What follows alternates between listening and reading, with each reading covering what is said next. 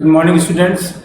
आज हम हिंदी कहानी की विकास यात्रा को समझने का प्रयास करेंगे। इसके पहले हमने हिंदी कहानी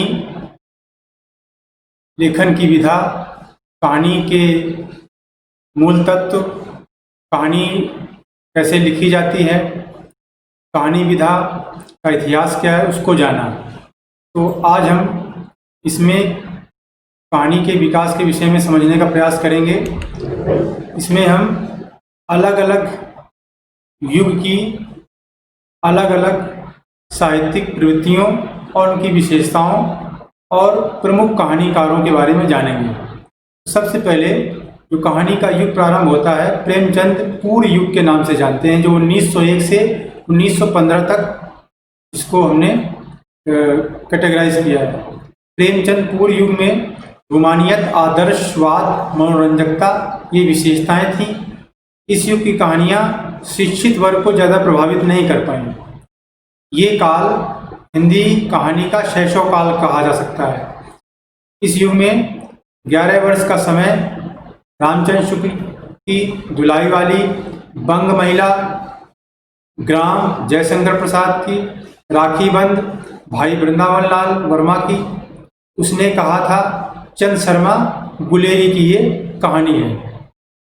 तो इसके बाद आता है प्रेमचंद प्रसाद युग। ये बहुत ही प्रसिद्ध समय रहा 1915 से 1936 तक।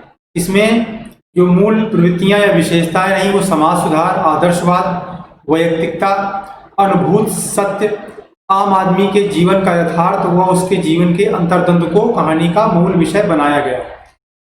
प्रसाद की जो कहानियां रही हैं उनमें इतिहास और धर्म दर्शन का प्रभाव परिलक्षित होता है और उनकी कहानियों में वो पात्रों द्वारा, घटना द्वारा वो चीज़ प्रकट भी होती है। प्रेमचंद की प्रमुख कहानियां हैं बड़े घर की बेटी, शतरंज के खिलाड़ी, पूस की रात, ठाकुर का कुआं, कफन आदि। इसी प्रकार से प्रसाद जी की प्रमुख कहानियां हैं आकाशदीप, पुरस्कार, ममता, छाया, प्रतिध्वनि, आंधी, इंद्रजाल आदि। आगे देखते हैं तीसरा उत्तर प्रेमचंद युग आता है। ये 1936 से 1950 तक माना गया है। इस समय मनोवैज्ञानिक कहानियां, चरित्र, वैशिष्ट, अस्तित्व, मानव मन व मार्क्सवादी दृष्टिकोण संबंधित कहानियां लिखी गई। इसमें जो प्रमुख कहानीकार है वो जैनेन्द्र इलाचंद जोशी रहे। ये कहानीकार फ्रायड से बहुत प्रभावित थे, मार्क्स से भी बहुत प्रभावित थे। इन्होंने व्यक्ति और उसकी मन स्थिति को महत्व दिया। जैनेन्द्र जी की प्रमुख कहानियां खेल, बाजाब, अपना अपना भाग, जानवी, रत्न प्रभा। इसी प्रकार इलाचंद जोशी की कहानियां हैं आहुति, डायरी के नीरस पृष्ठ आदि। अज्ञे जी की प्रमुख कहानियां हैं विपथगा, रोज, शरणार्थी, जयदोल, आदरणीय आदि। अब अगला आता है नई कहानी का युग। 1950 से प्रारंभ होता है, लेकिन इसका प्रारंभ 1956 ईस्वी में भैरव प्रसाद गुप्त के संपादन में नई कहानी पत्रिका के प्रकाशन से प्रारंभ माना जाता है। नई कहानी आज़ादी के बाद मध्य वर्ग द्वारा भोगे गए यथार्थ को प्रामाणिकता और ईमानदारी से प्रस्तुत करता है। इस युग की जो विशेषताएं थी वो कुंठा, अंतर्द्वंद, व्यक्ति चेतना, सांकेतिकता, मिश्रित शिल्प, आरोप, मध्य वर्ग एवं आधुनिकता बोध आदि हैं। इस युग के जो प्रमुख कहानीकार थे राजेंद्र यादव, मन्नू भंडारी, कमलेश्वर, अमरकांत, मोहन राकेश आदि। तो आज भी ये नई कहानी का युग चल रहा है जिसमें वो प्रयोग धर्मिता कायम है। फिर उसके बाद 1960 के बाद अकहानी युग आता है। 60 के बाद की कहानी के मूल में जीवन के अधिकार का सिद्धांत विद्यमान है। इसमें पारिवारिक, सामाजिक पृष्ठभूमि और नैतिक मूल्यों की, घटनात्मक प्रवृत्तियों की छाया देखने को मिलती है। यह संबंधों की स्थितियों को उभारती है। महानगरीय जीवन की स्थितियों को इसमें वर्णन किया गया है। और जो इस युग के प्रमुख कहानीकार थे श्रीकांत वर्मा की झाड़ी प्रमुख कहानी है। प्रयाग शुक्ल की अकेली आकृतियां, विश्वेश्वर की दूसरी गुलामी, मणि मधुकर की कटघरे, मणिका मोहनी की एक मेरा दोस्त आदि इस युग की प्रमुख कहानियां हैं। उसके बाद चलते हैं साठोत्तरी कहानी में।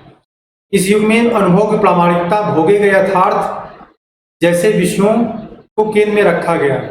इस युग के प्रवर्तकों में रवींद्र, दूधनाथ सिंह, गंगा प्रसाद विमल ये प्रमुख थे। इन कहानीकारों ने कथानक, चरित्र आदि को अस्वीकार किया और मैं और तुम्हें शैली का प्रयोग किया। इस युग में वैचारिकता का अभाव रहा, इसलिए यह आंदोलन धीरे धीरे समाप्त हो गया। आगे सचेतन कहानी का युग आता 1960 के बाद, इसमें जिंदगी की स्वीकृति की कहानी की स्वीकारोक्ति दी गई है। सचेतन कहानी मृत्यु संतास की प्रवृत्ति को पश्चिम से आयातित एवं थोपी हुई मानती है। आत्मसंघर्ष, सजगता एवं जागरूकता का समर्थन करता है। यह युग परिवेश में व्याप्त विघटन, मूल्यहीनता को अजूबा नहीं मानते, बल्कि उसे समाज का एक अनिवार्य हिस्सा मानते हैं। इस युग की प्रमुख कहानियां हैं उलझन, उजाले का उल्लू, दरार आदि। आगे देखते हैं समानांतर कहानी का युग 1970 के बाद आता है। कमलेश्वर ने इसको शुरू किया। यह आम आदमी, मजदूर, किसान, शोषित वर्ग को केंद्र में रखकर लिखा गया और इस काल में लेखन और जीवन को लेकर दोहरे मानदंड नहीं अपनाए गए, दोनों को समानांतर रखा गया और जो भी समयगत सत्य थे उनको उद्घाटित किया गया। आगे देखते हैं सहज कहानी का युग आता है। सहज कहानी से अभिप्राय किसी विशेष लेखन शैली से नहीं, बल्कि कहानी को उसकी सहज भंगिमा के साथ प्रस्तुत करने से है। इस युग में भारी भरकम बिंबों, प्रतीकों और भाषा के असहज प्रयोग को तिलांजलि दी गई। पाश्चात्य आधुनिकता का समर्थन नहीं करता यह युग। इस युग के कहानीकारों में नासिरा शर्मा, केशव कौशल, विनोद, हेमंत ये सब प्रमुख हैं। आगे सक्रिय कहानी का युग आता है। राकेश वत्स ने 1962 में मंच पत्रिका के माध्यम से इसका उद्घाटन किया। इस युग में आम आदमी के भीतर व्याप्त उस चेतना को जागृत करने का प्रयास किया गया जो सामाजिक रूढ़ता के कारण जड़ हो गई थी। यह मौजूदा आर्थिक शोषण को अहम मुद्दा बनाती है। सक्रिय कहानी सामान्य मनुष्य को अपनी असहाय स्थिति से उबरकर संघर्ष करने की प्रेरणा देती है। इस युग में क्रांति या विद्रोह ऊपर से नहीं थोपे जाते, बल्कि अपनी साहित्यिक कृतियों के माध्यम से एक प्रकार से जन जागरण और चेतना को जन सामान्य विकसित करने का प्रयास किया जाता है। तो अगला है जनवादी कहानियां। 1970 के बाद का जो युग प्रारंभ होता है जनवादी कहानियों का, इसमें किसानों, मजदूरों के विषय को केंद्र में रखा गया। गांव, गरीबी, भ्रष्टाचार, सामंती व्यवस्था को रखा गया। ये राजनीतिक और वैचारिक प्रधान कहानियां थी।